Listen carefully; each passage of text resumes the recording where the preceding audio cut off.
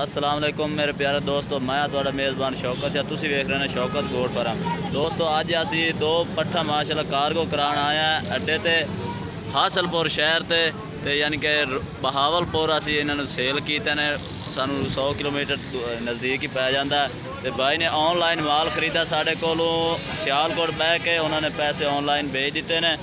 तो यह जानवर असी उहदा लोड कराना है। कल तुहानू गड्डी का नंबर भी देसो तो भाई का नंबर भी देसो। जे इन्होंने दोस्तों यानी कि अज तो यकीन नहीं आता यार कोई साढ़े नाल हेरा फेरी लोग कर लेंदे ने ते सानू माल नहीं भेजते हैं। इंशाल्लाह कार्गो आल पाकिस्तान में उसी ते जिस तरह का भाईजान जानवर तुहानू चाहिए होवे शौकत गोट फार्म तो तुहानू इंशाल्लाह हर किस्म का जानवर भी मिलसी। तो दोस्तों भाई का तुहानू नंबर भी देने तो भाई जिसने खरीदे ने 0304 54 38 011 भाई का नंबर है। जिस भाई ना यकीन हो उस रबता कर सकता कि भाई ऑनलाइन तुसी माल खरीदा है या नहीं खरीदा। जनाब हुण असीं इन्हां दा माल लोड करते पे हैं। ठीक है जनाब,